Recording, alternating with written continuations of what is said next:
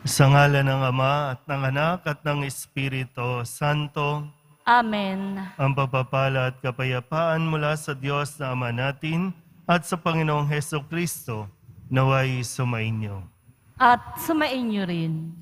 Mga kapatid, tinipon tayo bilang kaanib na angkan ng Diyos, kaya dumulog tayo sa maawaing Panginoong nagpapatawad ng lubos. Sinugong tagapagpagaling sa mga nagsisisi, Panginoon, kaawaan mo kami. Panginoon, kaawaan mo kami. Numating na tagapag-anyayang mga makasalanan ay magsisi, Kristo, kaawaan mo kami.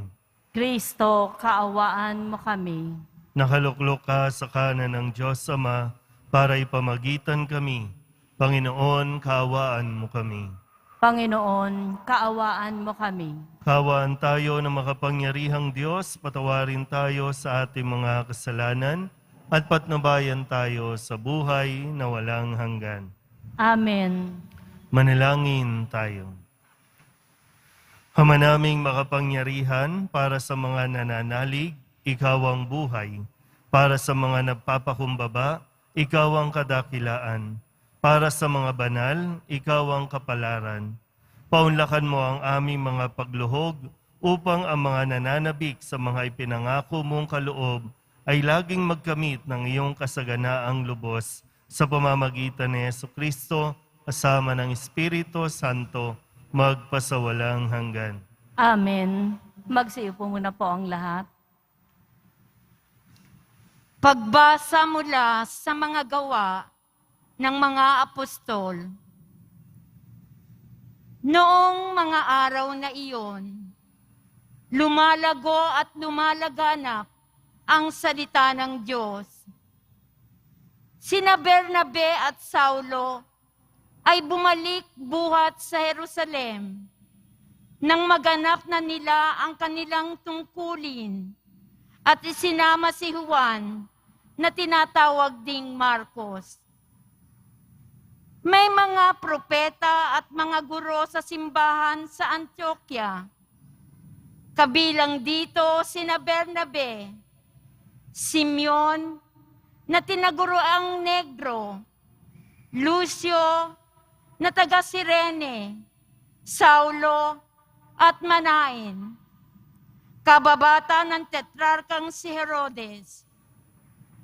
Samantalang sila'y nag-aayuno at sumasamba sa Panginoon, sinabi sa kanila ng Espiritu Santo, ibukod ninyo sina Bernabe at Saulo. Sila'y hinirang ko para sa tanging gawaing inilaang ko sa kanila.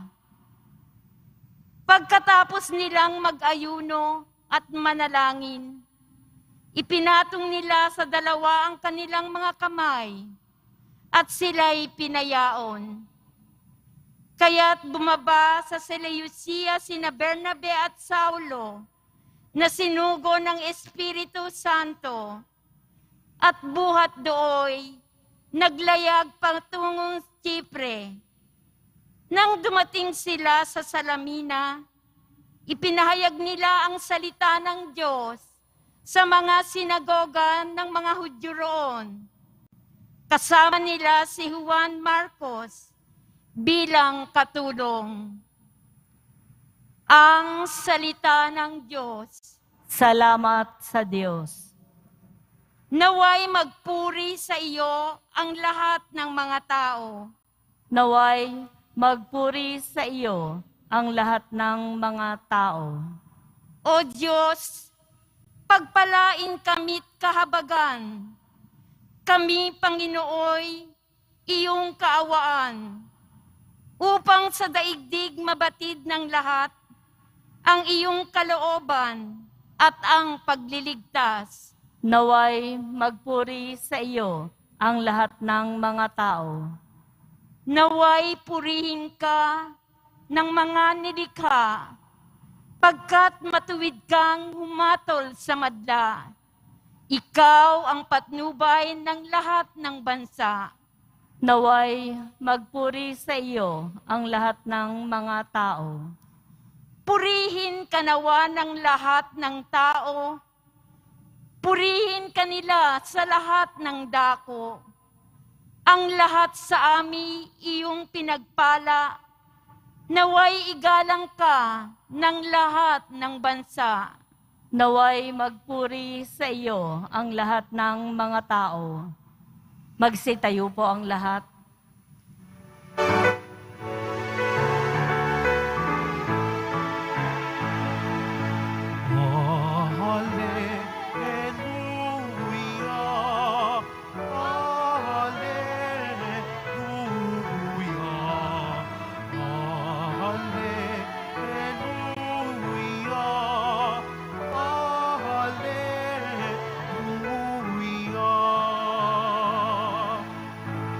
Sinabi ni Jesucristo, ako ang ilaw ng mundo at buhay ng alagad ko. Alleluia, alleluia, alleluia.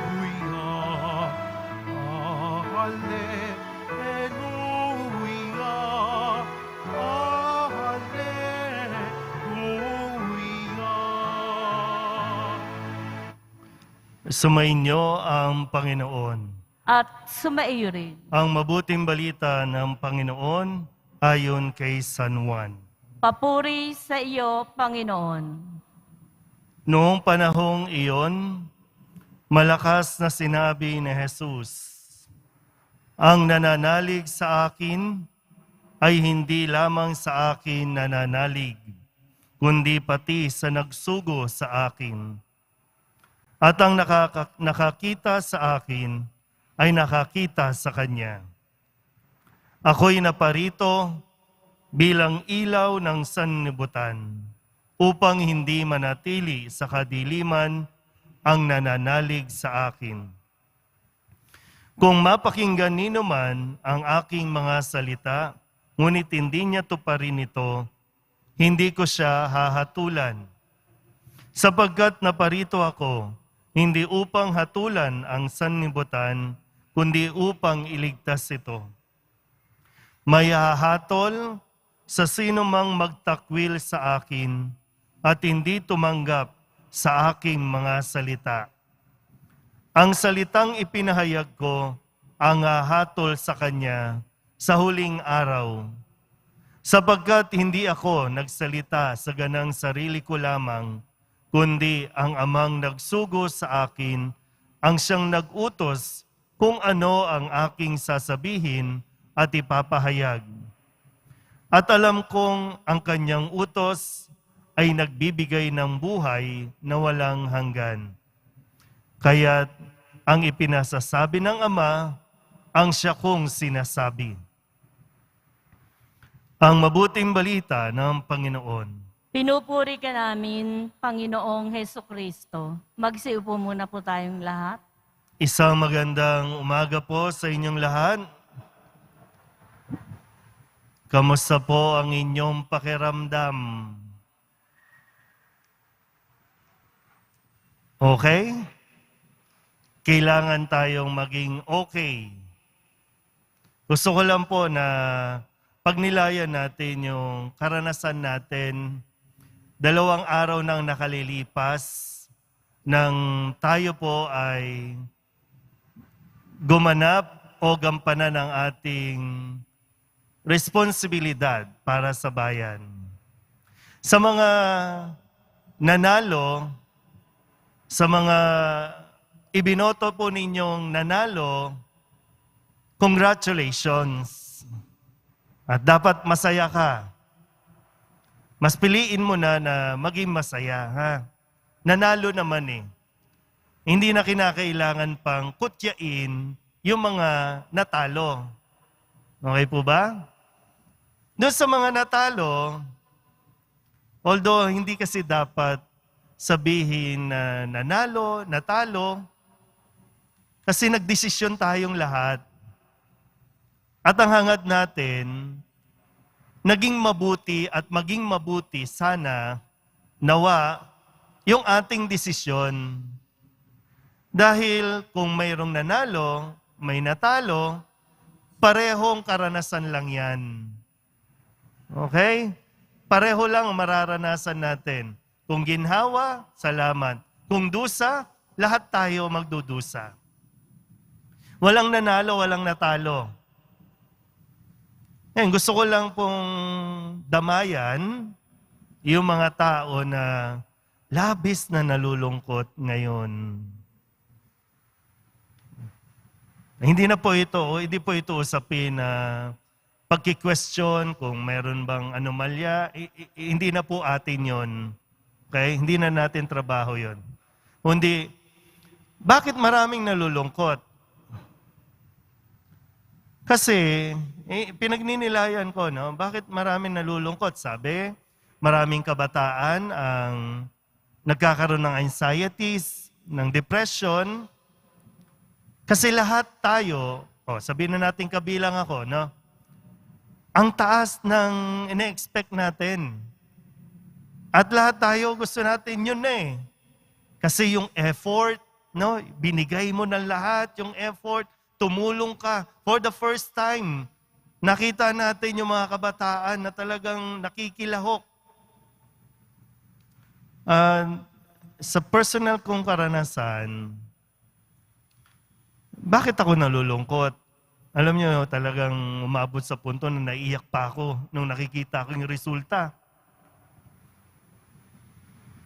Sabi ko, bakit ako nalulungkot? Kasi yung lungkot, may kasamang panghihinayang. Kasi bumoto ako, hindi para sa sarili ko. Bumoto ako para dun sa mga humihingi ng bigas dito, humihingi ng ayuda, humihingi ng gamot. Kasi pag pumila ka sa City Hall, specifically sa Manila, no? Pag pumila ka dyan, siyam-siyam. Pag pumila ka sa DSWD, siyam-siyam. Mahirap. Ang hirap. Kaya sabi ko, boboto ko para sa kanila. Nakakalungkot kasi yung kung makita mo ang resulta, yung pinaglalaban mo, hindi na-appreciate yung ginagawa mo para sa kanila. Sa tingin ko lang, no? Kaya nalulungkot ako. Hindi ko alam kung anong pinanggagalingan ng lungkot po ninyo, no? So, di ba yung... Pero hindi ibig sabihin, mamumuhay tayo sa lungkot. Kailangan natin harapin. Kailangan natin tanggapin. At lalo tigit, huwag ninyong sasabihin, hindi tayo pinakinggan ng Diyos. Nagdasal naman kasi tayo eh. Sinikap natin na gabayan ang bawat isa ayon sa pamantayan, aral ng Nazareno, igalang ang ama't ina, huwag kang papatay, huwag kang magsisinungaling, huwag kang magnanakaw. Maging pamantayan. Pero sadyang wala sa atin ang desisyon. Iba yung gusto natin sa gusto ng Diyos na mangyari. Kasi kung mauuwi tayo dun sa hindi tayo pinakinggan ng Diyos, ibig sabihin ang gusto natin, ang Diyos ang makinig sa atin, mayroon tayong dapat na matutunan na aral sa karanasang ito.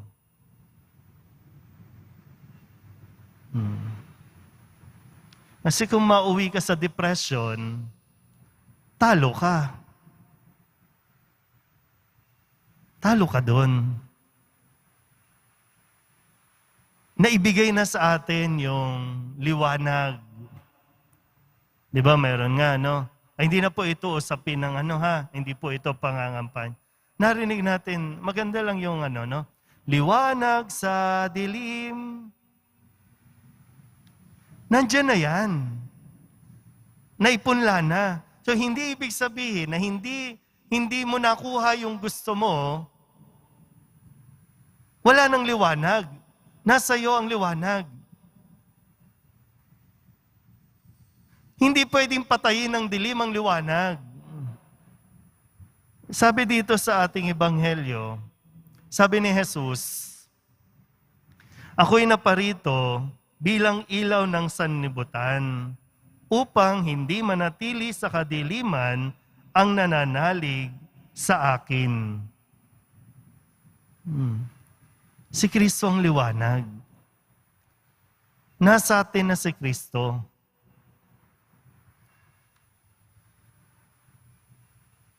Kung papatayin mo yung liwanag na nasa iyo, doon ko talaga masasabing, talo tayo.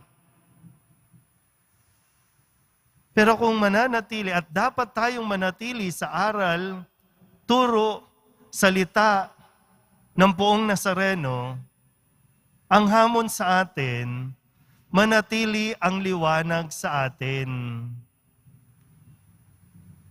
Habang tinatanggap natin itong naging resulta ng ating pong eleksyon, kailangan may pagtanggap din. Siyempre, dumadaan tayo sa proseso. Okay lang yan. Kung siya talaga, kung yan ang nais ng Nazareno na maranasan natin, salamat.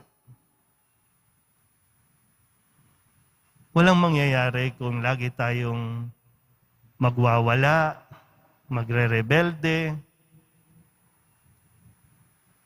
May dahilan ang Diyos kung bakit ito nangyari. Pero hindi ibig sabihin, ito na yung kagustuhan ng Diyos.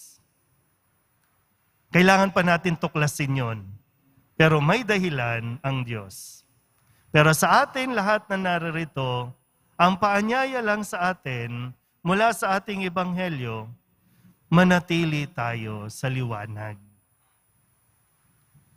Gusto mong umiyak kasi tao tayo, no? We expect a lot. It's okay. Okay lang yan. Pero yun, panghawakan mo yung liwanag na yan. Nandyan na yan, nasa iyo yan eh. Kasi kahit anong dilim ang mangyari, isang liwanag lang, sapat na eh. Marami na po ang namulat. Titingnan natin. No? Marang, sabi nga, papunta pa lang tayo sa exciting part. Eh kung papunta pa lang tayo, nag-give up ka na, sumuko ka na, ay paano mo pa matatapos to?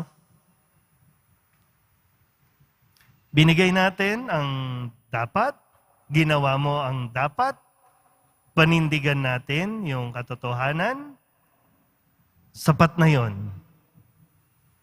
At ipagdasal natin na nawa, gawin, tuparin na mga naihalal ang nararapat at mabuti para sa bayan. Ang tutusin naman, tayo, tuloy ang buhay. Tuloy na. Back to work, trabaho na rin naman ng gobyerno, ang paunlarin tayo. Nawa, mas umunlad tayo. Hangad natin yun, no? Sino man ang maupo, hangad natin na mas umunlad tayo. Pero kahit kailan, ang isang bansang hindi kumikilala, hindi sumusunod sa salita ng Diyos, hindi ito uunlad at hindi ito magiging isang masayang bansa. Kaya manatili tayo sa aral at salita ng Poong Jesus Nazareno. Kasama rin natin si Jesus sa ating mga pinagdadaanan dahil lalo't higit kailan pa man, kailangan natin ng liwanag ni Kristo. Amen? Magsitayo na po ang lahat.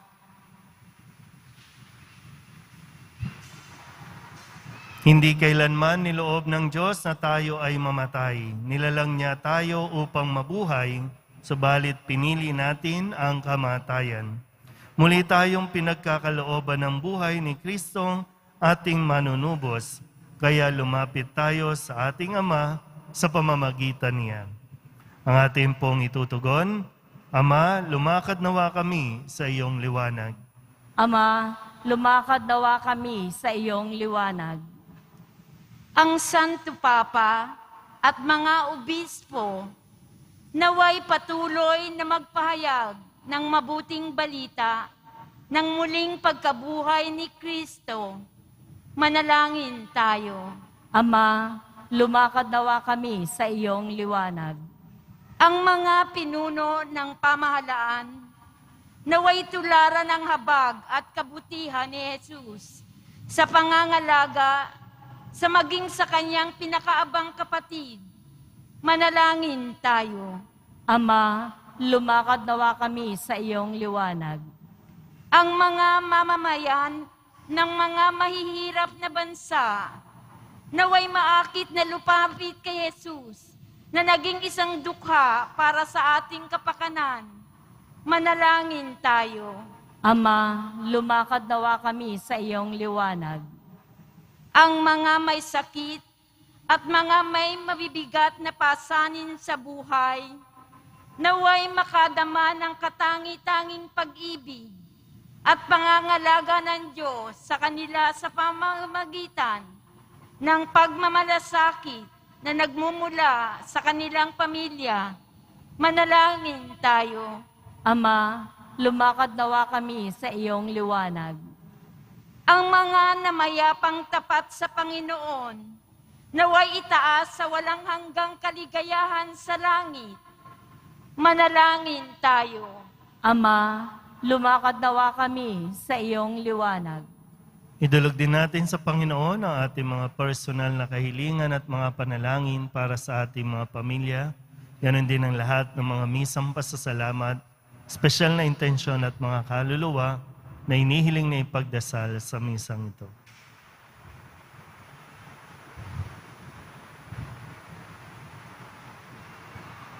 Ang lahat ng ito inihiling namin sa ngalan ni Kristo, ang aming Panginoon. Amen. Magsipo muna po ang lahat.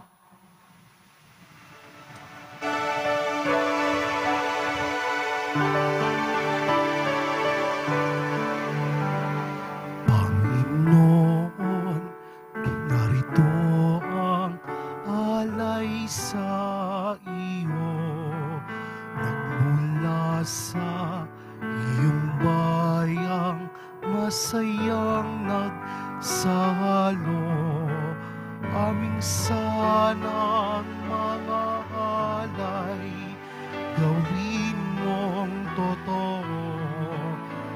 Itong alak at tinapay maging dugot katawan mo. Panginoon, Panginoon, alay sa iyo. Ng iyong bayang nagpupurit nagkakaisa sa iyo. Panginoon, narito ang alay sa iyo, nagmula sa iyong bayang masayang nagsalo, aming sanang mga alay, gawin mong totoo. Itong alak tinapay maging dugot katawan mo.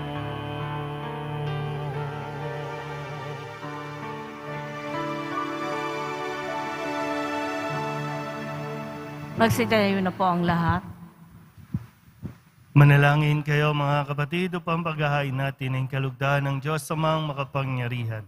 Tanggapin nawa ng Panginoon itong paghahain sa iyong mga kamay, sa kapurihan niya at karangalan sa ating kapakinabangan at sa buong sambayanan niyang banal. Ama naming lumikha sa paghahain ng banal na pagpapalitan ng iyong mga kaloob at ng aming alay, kami pinapagsalo mo sa iyong buhay na namumukod tangi at walang kapantay.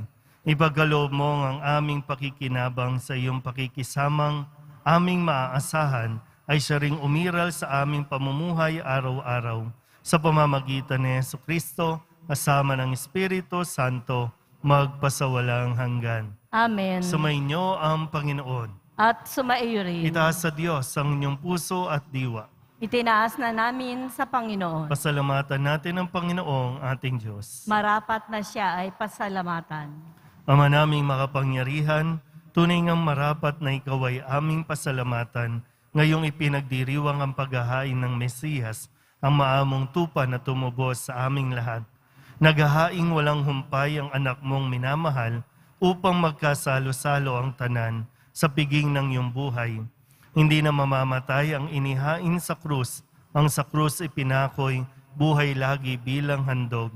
Kaya kaysa ng mga anghel ang sisiawin ng papuri sa iyo, nang walang humpay sa kalangitan, kami nagbubunyi sa iyong kadakilaan. Santo, Santo, Santo, Panginoong Diyos ng manghukbo, napupuno ang langit at lupa ng kadakilaan mo, o sana sa kaitaasan, pinagpala ang naparirito sa ngalan ng Panginoon, o sana sa kaitaasan, magsilhod po ang lahat. Ama naming banal, ikaw ang bukal ng tanang kabanalan, kaya't sa pamamagitan ng iyong Espiritu, gawin mong banal ang kaloob na ito upang para sa aming maging katawan at dugo ng aming Panginoong Hesukristo. Bago niya pinagtiis ang kusang loob na maging handog, inawakan niya ang tinapay, pinasalamatan kaniya, pinaghati-hati niya iyon, iniabot sa kanyang mga alagad at sinabi, tanggapin ninyong lahat ito at kanin, ito ang aking katawan na ihahandog para sa inyo.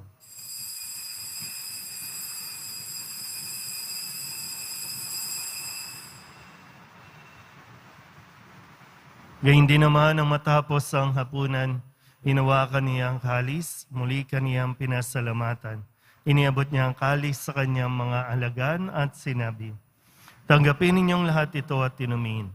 Ito ang kalis ng aking dugo, ng bago at walang hanggang tipan, ang aking dugo na ibubuhos para sa inyo at para sa lahat, sa ikapagpapatawad ng mga kasalanan. Gawin ninyo ito sa pag-alaala sa akin.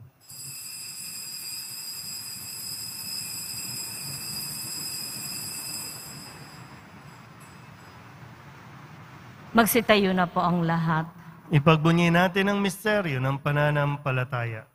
Si Kristo'y namatay, si Kristo'y nabuhay, si Kristo'y babalik sa wakas ng panahon. Ama, ginagawa namin ngayon ang pag-alaala sa pagkamatay at muling pagkabuhay ng iyong anak, kaya tiniaalay namin sa iyo ang tinapay na nagbibigay buhay at ang kalis na nagkakaloob ng kaligtasan. Kami nagpapasalamat dahil kami iyong minarapat na tumayo sa harap mo para maglingkod sa iyo. Isinasamo namin kami magsasalo-salo sa katawan at dugo ni Kristo ay mabuklod sa pagkakaisa sa pamamagitan ng Espiritu Santo. Ama, lingapin mo ang iyong simbahang laganap sa buong daigdig. Puspusin mo kami sa pag-ibig kaysa ni Francisco na aming Papa at ni Jose na aming Obispo at ng Tanang Kaparian. Alalahanin mo rin ang mga kapatid naming nahimlay na may pag-asang sila'y muling mabubuhay, gayon din ang lahat ng mga pumanaw. Kawaan mo sila at patuloyin sa iyong kaliwanagan. Kawaan mo at pagindapating kaming lahat na makasalo sa iyong buhay na walang wakas. Kaysa ng mahal na Birhen Maria na Ina ng Diyos, ng kabiyak ng puso niyang San Jose. Kaysa ng mga apostol at ng lahat ng mga banal na namuhay dito sa daigdig ng kalugod-lugod sa iyo, may pagdiwang nawa namin ang papupuri sa ikararangal mo sa pamamagitan ng iyong anak na aming Panginoong Hesukristo. Sa pamamagitan ni Kristo, kasama niya at sa Kanya, ang lahat ng parangal at papuri ay sa iyo, Diyos amang makapangyarihan, kasama ng Espiritu Santo, magpasawalang hanggan. Amen, amen, amen. Amen, alleluia. Puri ng Diyos, puri ng Diyos. Amen, alleluia. Amen,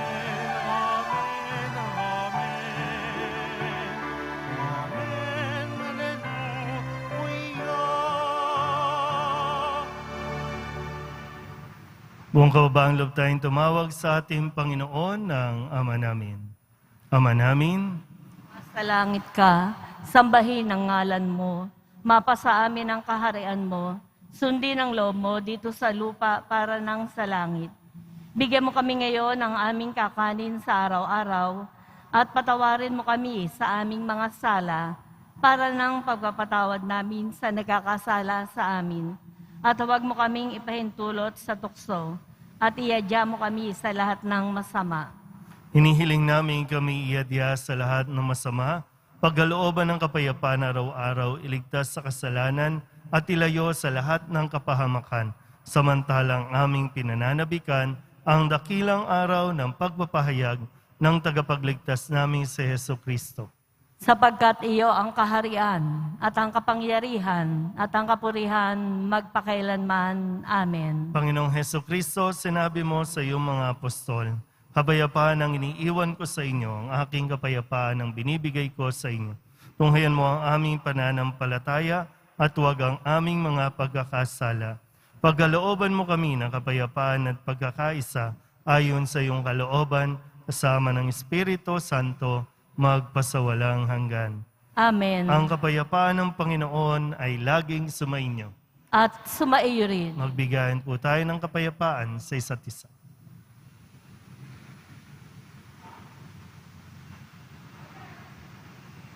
Kordero ng Diyos na nag-aalis ng mga kasalanan ng sanlibutan, maawa ka sa amin. Kordero ng Diyos na nag-aalis ng mga kasalanan ng sanlibutan, maawa ka sa amin. Kordero ng Diyos na nag-aalis ng mga kasalanan ng sanlibutan, ipagkaloob mo sa amin ang kapayapaan. Magsiluhod po ang lahat. Ito ang kordero ng Diyos. Ito ang nag-aalis ng kasalanan ng sanlibutan. Mapalad ang mga inaanyayahan sa kanyang piging.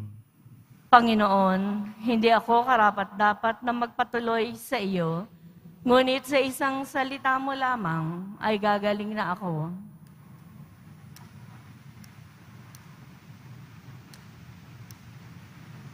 Katawan ni Kristo, Amen.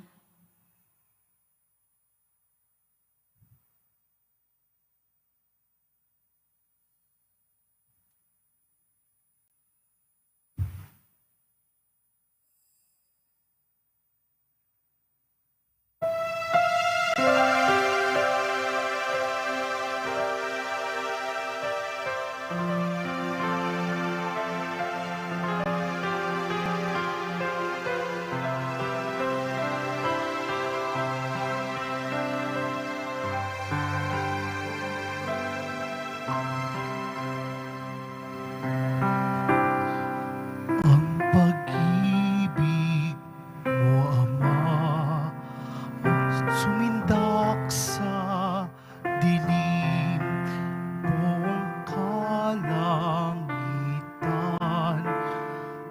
nagsaya't nagmingning, umislap, umindak ang mga lupain.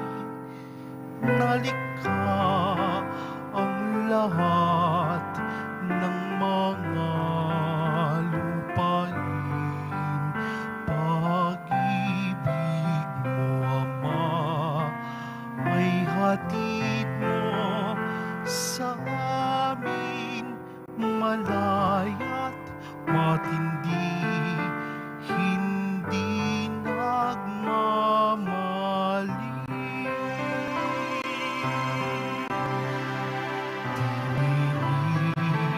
Sa tuwa, buong nilikha, pinuno ng alim, ang haba at ang dukha ng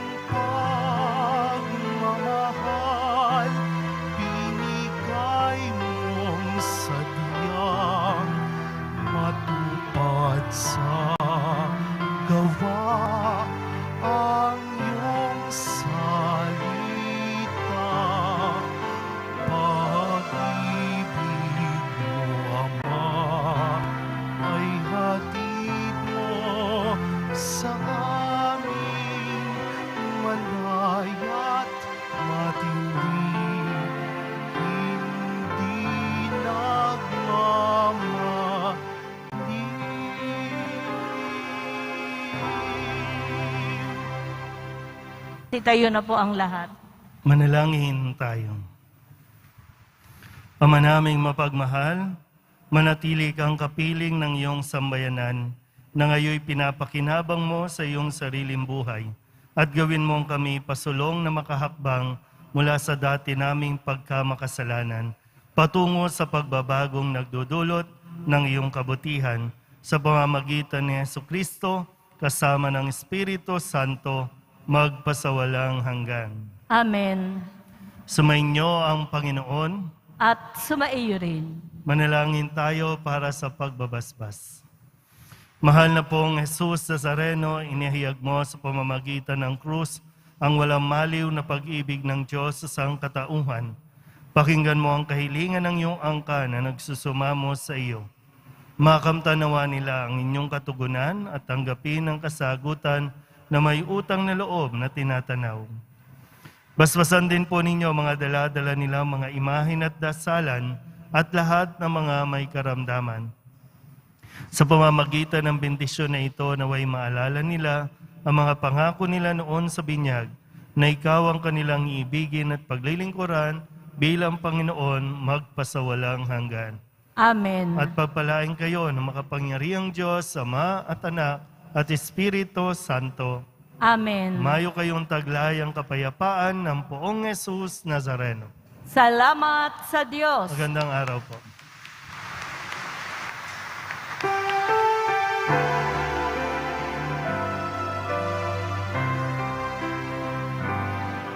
Nuestro Padre Jesus Nazareno, sinasamba ka namin. Pinipintuho ka namin. Aral mo ang aming buhay at kaligtasan. Nuestro Padre Jesus Nazareno, iligtas mo kami sa kasalanan. Ang krus mong kinamatayan ay sagisag ng aming kaligtasan. Nuestro Padre Jesus Nazareno, inarangal ka namin. Nuestro Padre Jesus Nazareno, inulwalhati ka namin.